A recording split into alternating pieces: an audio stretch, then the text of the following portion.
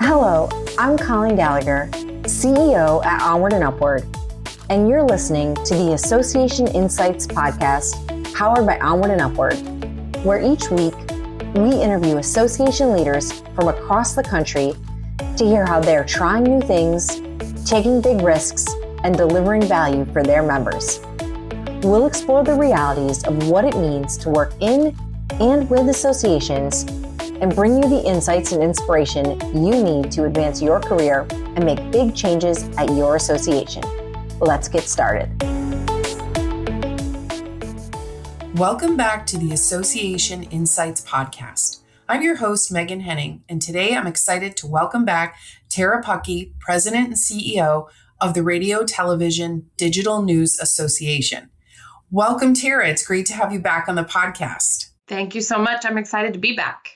So to start, for listeners who may not be familiar with RTDNA, can you tell us a little bit about your organization, who you serve, and the role it plays in supporting journalists and media professionals today? Sure. So RTDNA is a professional society that at the highest level strives to improve journalism, specifically in the broadcast and digital spaces. And so our members are news directors, executive producers, on-air talent at both local and network stations, as well as digital pure play outlets. So really journalists of any type can be our members. We focus on recognizing excellence in journalism through our Edward R. Murrow Awards. We train journalists on the tools and provide resources that they need to, keep their communities informed. And then we advocate for things that journalists need to be able to do their jobs effectively and without fear. And it's such a critical piece of democracy that we feel like the work that we're doing really helps not only the journalists, but the public and the communities who rely on information to make good decisions about their lives. As a complete news junkie, I appreciate that because I do think that is, as you said, part of democracy and just a key part of, or should be a key part of pretty much how everyone lives.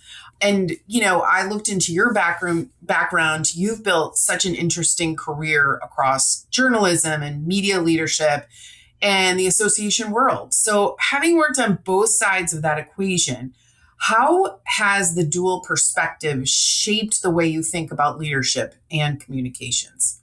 That's such an interesting question. I mean, my background is in journalism, so I will say, which weirdly enough is a thing I've noticed about a lot of association professionals. I think there's something unique about understanding how people communicate and how to tell the stories, especially of nonprofits, that just aligns so well with that background. I do think from a leadership perspective and a communication perspective, communication and culture are foundational to the way that you lead your team, the way that you lead your boards, the way that you put together an effective organization. And so, I think in both cases, those things align so nicely that it's just a really great way to be able to use those skills in a variety of ways. That's so true. And I don't know if I would have made that connection, even though I do know of a lot of people with a journalist background in association. So that's a very cool insight. I know one topic I've seen you write and speak about recently is the changing information ecosystem and the growing importance of trust and authenticity. There seems to be so many parallels between what journalists are experiencing and what associations are navigating today. What similarities are you seeing?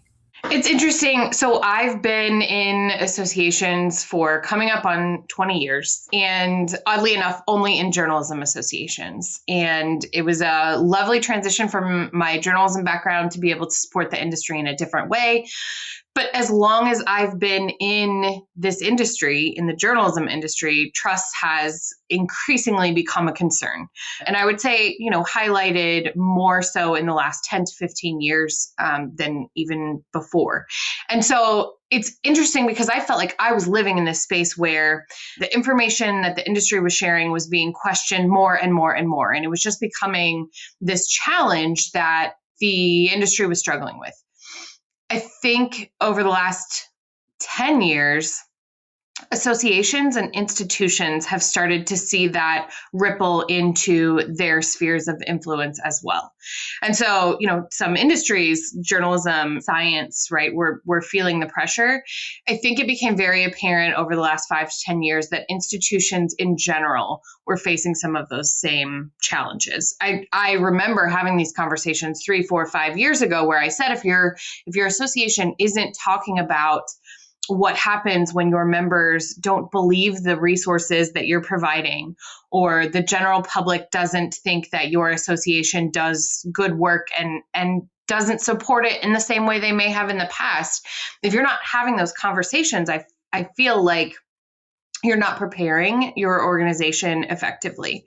And so we saw the ripple of a lack of trust just move across every industry, every landscape. And I think associations are really facing that both internally and externally. So, you have the general public questioning industries across the board, and that puts the association in a seat where they have to then continually, whether it's defend, whether it's, highlight the reasons that the industry is important. And so you have that external piece that I don't think was quite as prevalent for a lot of associations in their work previously. And then, of course, you have this internal piece where even within some associations, they're seeing significant polarization and a lack of trust of some members in the association itself. I think it highlights this interesting paradigm when we say, associations have always said for a long time, like we bring together the subject matter experts. And I think the questioning of what that word means, who is an expert, who defines who experts are, those are just things I think we're going to have to wrangle with for probably here until forever in ways that I don't think we did if you looked at associations 20 or 30 years ago.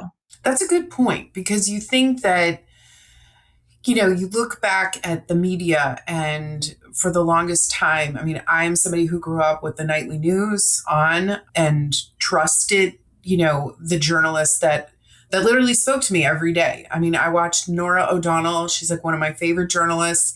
And then when everything is being questioned, you're right that it's pervasive. We are seeing science questioned and stuff like that. But, who you believe and who you trust is a very important aspect, I think, both of you as a person in the world and you as somebody who joins an association, because you do need to have, you have to be able to trust what you've signed up for, what you've paid your dues for.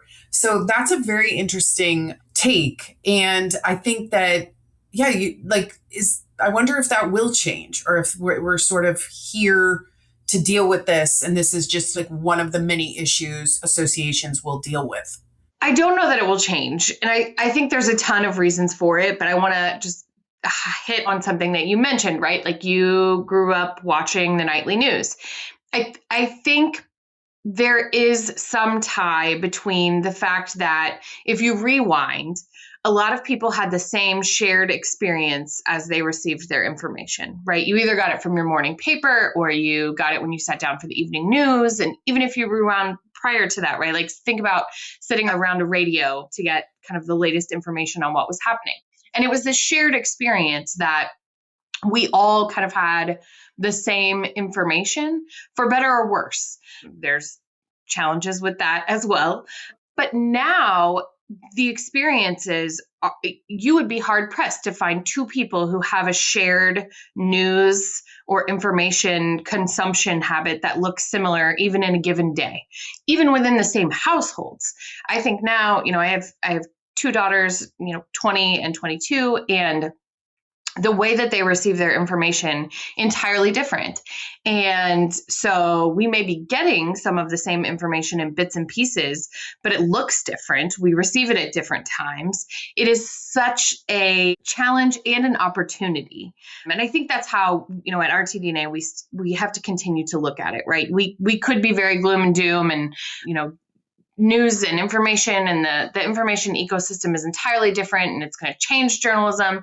It also provides so many opportunities for journalists to reach folks who weren't traditional news consumers in the past. So, I think that same lesson has to be applied to associations when we think about who our audiences are, the way that they receive information, the way that they want to find value in their association, the way that they interact with one another, right? Like, I think broadly, these changes are changes within technology and society that we have faced before. It just looked different.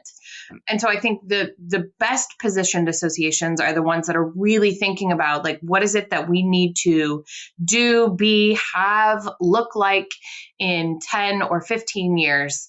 And that's what they're spending the bulk of their time on. And I think others who are really focused on the today are going to struggle to kind of keep up, and they're going to be in this cycle of just challenges dealing with change. One of your recent LinkedIn posts really stood out to me. You talked about how issues that once felt somewhat adjacent to association leaderships are now landing directly on executives' desks, especially in today's, as we discussed, increasingly politicized and polarized environment.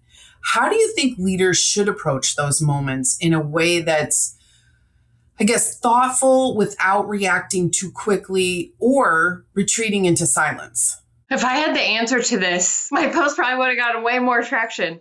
I think about that post a lot. So it was on the heels of Renee Good's murder in Minnesota. And I think, I sat with it for a long time because I feel like when we think about all of the things happening in the country, they are affecting how people interact with one another.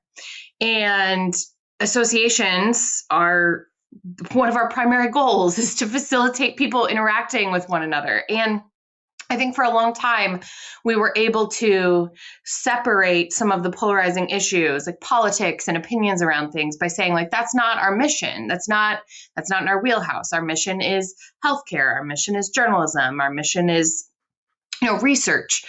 And it just felt to me in that moment that answer didn't work anymore.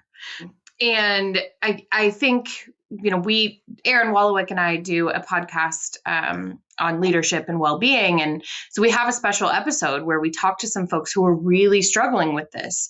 And I think it became this battle for me internally of my personal values, layered with the organization's mission, layered with all of the challenges that come with both speaking out and sitting quietly, right? Like your members' perception of the organization, revenue from sponsors. Like there's so many things that go into addressing some of those things. And it is one thing to make a statement. It is another thing to be quiet, because that is a statement.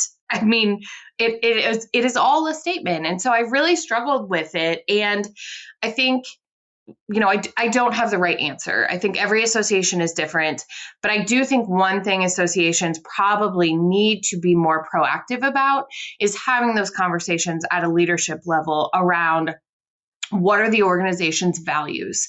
Where do we think that some of our big red lines are? Are we willing to accept some of the risks that may come with making a statement or not making a statement? And that goes for every single topic. I mean, it can be internal topics that are specific to the industry or external societal topics. But I think if you wait until something happens to have those conversations, you are wildly unprepared to be able to do what needs to happen in a time that is necessary. And so I think for me, it was just, I wanted other people to feel like if they were wrestling with it, they weren't alone. And then B, encourage folks to start having some of those, what are often very difficult conversations.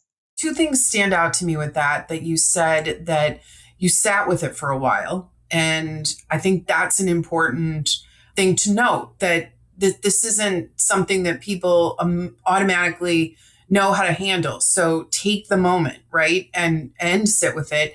And I do think that, having the conversation, as you said, the second point was, having the conversation with the leadership, because I do think that that's important, even if it doesn't result in a public statement, but you're having the conversation regardless of how uncomfortable it is, because They are. There's lots of, I feel like these days there's lots of uncomfortable things to discuss, but discussing them is the right, at least is the first step, whether or not it ends in a public statement.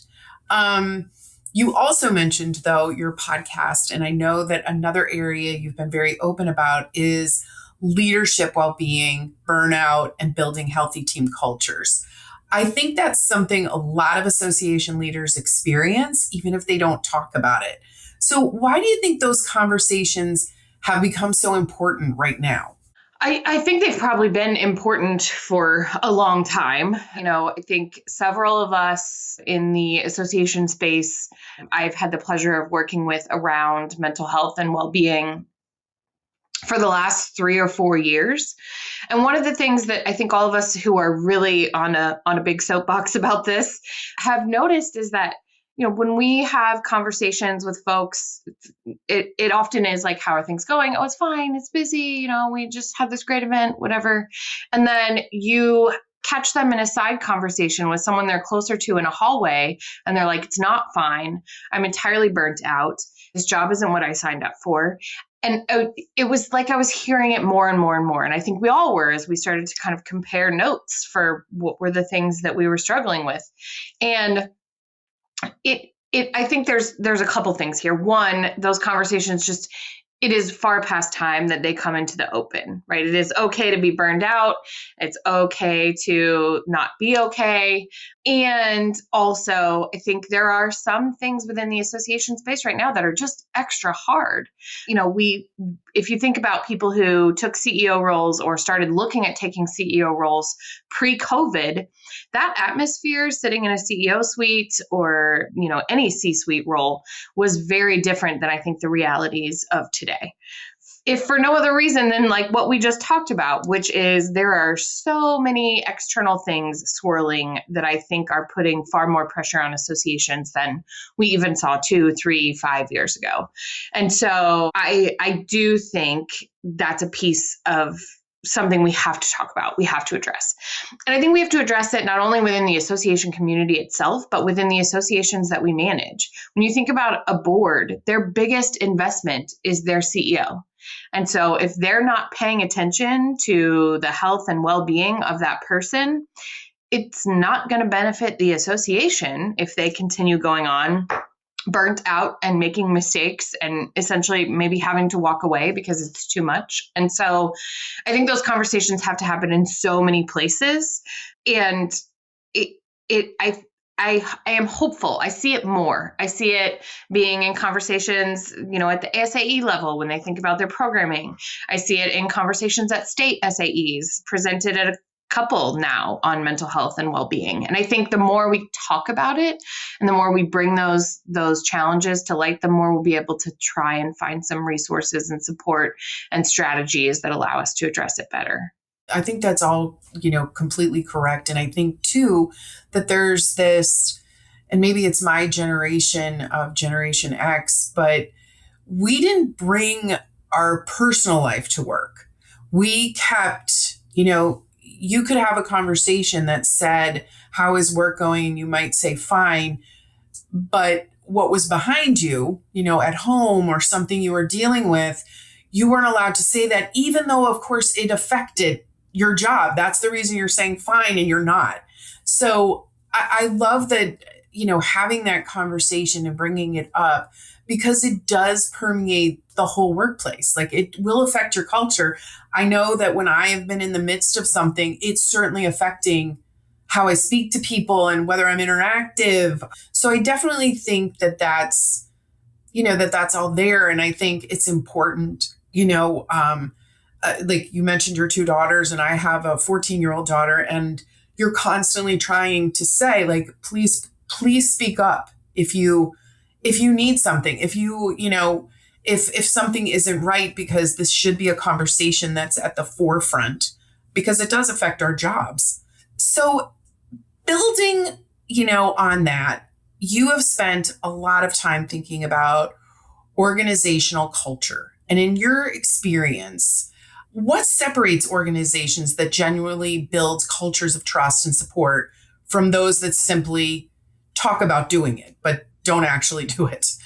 I wish there was a checklist, because in the conversations we always have, people are like, how do we do this better? And I'm like, there is no checklist. But I think part of it starts with what you just shared, right? Which is recognizing that people who come into our workplace are humans, and they have so many other things happening outside of just the list of stuff we want them to do for the job. And so that has to be first and foremost in just recognizing the humanity of people and treating them with dignity and respect and kindness. Shouldn't be a tall order. Apparently, it's difficult in some spaces. The second piece, I think, is really creating solid, firm relationships among your team. And, there are, I think, absolutely ways that you can do it where people come to work and they want the association to be better for sure. They want to be able to achieve their goals for sure. But they also want to see everybody sitting next to them. And we have an all remote team, so that metaphorically sitting next to them, right? They want to see those people succeed. And that's how you build a culture where there is trust, where there is care. And it all, I think, boils down to having those values and then making sure that you stand by them. The work is important, and the product is important, but you can't have product without people. And so if you're not putting your people first and trying to figure out how you create those values that are not just created by you, but have to be created by your whole team, have to have buy-in from your whole team, then you're only going to get so far. Because the work doesn't get better unless people feel like they want to be there and they want to do it. And so, there are, I think, tons of examples of bad culture. I think there's fewer examples of good culture. You recognize a great culture when you leave it and you're in another space. And at that point, it's really hard to rebuild when it's broken. It's really hard to start from scratch if you don't have it. And so I think if someone were asking me like what sets those people apart, it's people who recognize that a workplace is just another place where we gather as human beings. And that has to be the primary goal. Which leads me to the next question, which I know that you recently shared some thoughts about how leadership can sometimes feel lonely, even in organizations that are highly collaborative, right? Because you just talked about making the culture and all of these things. So what have you learned about the importance of peer networks and support systems for association leaders? I would not have probably survived at least 15 situations in the last 30 days without a really amazing group of peers. It is everything from like resource sharing. I don't know why we think sometimes we need to reinvent the wheel. It's not necessary. Just yesterday, 3 different text threads of association professionals sharing, somebody needed an example of an RFP. Why would you redo that if somebody already has it? Somebody sharing an example of volunteer structures, right? We have incredibly smart, gifted, talented people in our midst. And so if you're able to create that peer network, you're already working smarter, not harder. But the thing I think that is more important than just the resource sharing is having somebody who understands how challenging it can be and how lonely it can be. You can have the most collaborative staff in the world. You still sit as, I think, a CEO or even at the C-suite level sometimes with things that you don't want to pass along as a burden to the rest of your team. And so some days are really hard, and it doesn't make sense to sprinkle that feeling on the rest of your team. But if you have a group of people you can go to and share why it was hard, chances are they've had something that has happened that was similar, or they understand that feeling at the very least. And so I think having that network is so important for even those 2 reasons. But beyond that, right, like when you think about getting your next job, knowing people who can help you walk that field of options, weigh those decisions. And I will say, right, like there is something to be said about just having friends in the space where you work. And I'm a firm believer that workplaces include friends. I am also a firm believer that you have to have friends outside of those workplaces. And so networks are so, so important. I think the biggest challenge, though, is for folks who are stepping into association leadership for the first time, it's often really hard to figure out where to find those people and where to make those connections and have those networks. And so, I think obviously state SAEs are really important in trying to start building some of those connections. ASAE is really important in starting to build some of those connections. But if you can't find them and you need help finding them, like send me an email. I'm happy to help, because it is, I think, one of the most important things you can have as an association professional. That is some great advice for our listeners. So, of course, we can't have a communications conversation without talking about AI.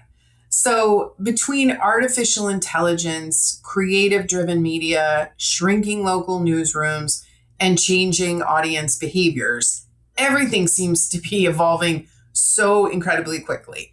What do association leaders need to understand about where trust and attention are headed next? I mean, I think I struggle with this AI conversation, partly because I think I'm just tired of having it, right? It feels like one of those things we just sit with and talk about over and over and over and over.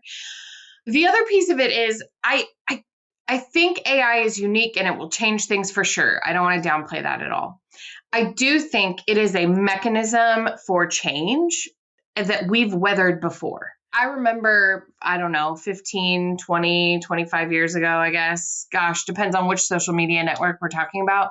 And we were sitting around talking about how it would change life, journalism, how we share information. And I think AI is it's at a different level for sure. But the thing I think that we've done with it, probably somewhat to our detriment, is we've made it bigger than what it really is at an association level, which is like being prepared for what comes next in terms of technology and in terms of workplace change and in terms of like industry adaptation. And I think there are really specific avenues we could talk about in terms of like, what does it mean for your industry? But the biggest piece that I think more associations should do, more newsrooms, like if I have my RTDNA hat on, is talk about like, what do all of these changes require of us as an organization to be ready to adapt to them? Because today it's AI. 3 years from now, it will be something none of us can imagine.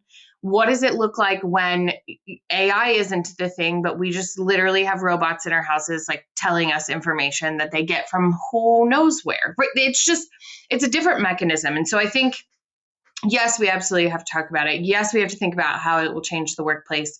But if you're not already having regular conversations about how does our organization prepare to adapt to rapid change, because that's what it is, you are far behind the starting line. So it should be less about how do we use these AI tools and more about how do we get into a regular practice of foresight, and also how do we create a culture that is ready and excited for adapting to change.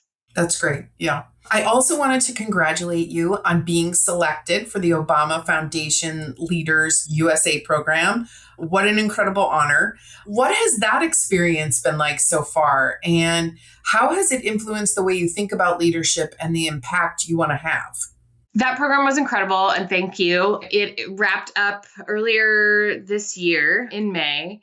And I am part of the Obama Leaders Network, forever, which is fabulous. I think the thing that really stuck out to me about that program, it was 100 people, and just the amount of impact they were having across, obviously, a significant amount of different industries and areas was huge.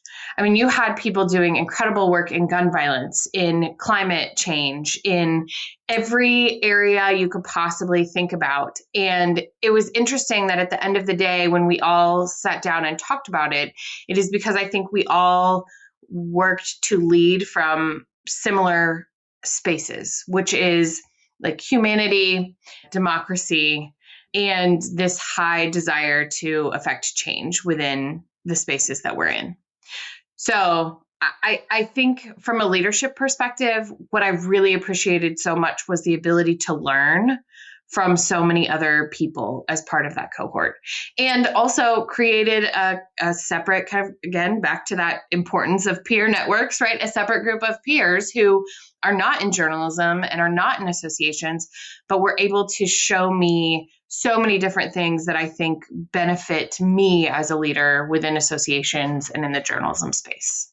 As you look ahead for your organization, for journalism, and for the association community more broadly, what are you most optimistic about?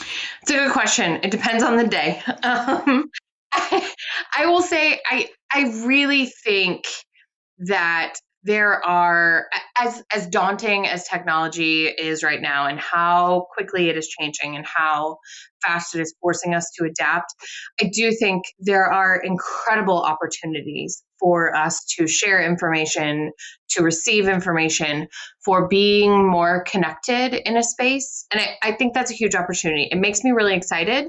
It also makes me really nervous because I think it has the potential to, not do it correctly and create additional challenges. But I think technology is obviously something that no association, no newsroom, no person can escape at this point. And so I think the thing that most excites me is I love change. And so I love the opportunity to help organizations be ready and be adaptable and prepare for what's next. And I would like to think of those what's next as opportunities that will come with a couple challenges along the way. That's great. Thank you for today's conversation. This has been so great. We always wrap up with our lightning round. We ask every guest the same 4 questions. So just answer with what, the first thing that comes to your mind. So what's one small thing that's been bringing you joy lately? Sunshine. I felt like we lived in the winter forever. And so sunshine lately. Yes, we have so much sunshine here. I'm in Virginia and it's so hot that I would like some cloudy days at this point. That is true. Yes. What are you currently obsessed with? A book, a show, a hobby, or even just an idea you can't stop thinking about? So I love Harlan Coben, the author. And so Netflix just had a new Harlan Coben show come out. And so I've been binging that for the last 24 hours. Excellent. That's on my list as well. It's super good. Okay, good. What's your ultimate comfort food? Oh, pierogies. Oh, yes. I grew up in Pennsylvania, and that was one of my favorite things. And it is very hard to come by here in Virginia. Delicious. Yes. Yes. And finally, what's a travel moment that still makes you smile when you think about it? Well, I'm smiling because I'm traveling in a couple of weeks. My husband and I are taking a little trip and going back to my favorite place in Italy. And so I am smiling in advance of that and some fabulous pistachio gelato. Delicious. That sounds wonderful. Thank you so much for joining me today. It's such a pleasure to talk to you. And I know our listeners are really going to take away some very valuable insights from this conversation. So I really appreciate it. Thank you so much. This was so much fun. And that's a wrap for today's episode. The Association Insights podcast, powered by OnWrd and UpWrd, is a production of OnWrd and UpWrd Marketing and Communications, where our mission is to make associations and nonprofits the go-to source in their industries through earned media and thought leadership. This podcast is an extension of our newsletter, a weekly collection of best practices, top trends, helpful ideas, and smart strategies delivered straight to your inbox. Have you undertaken a big change at your association? Or do you have some words of wisdom from the trenches of association life? Well, we want to hear from you, and so do our listeners. Drop us a note at info@onwardupwrd.com. That's info@onwrdupwrd.com. Be sure to subscribe, give us a 5-star review, and share with your friends and colleagues. We're available anywhere podcasts are found. Come back next week for more association inspiration and insights. Thanks for tuning in.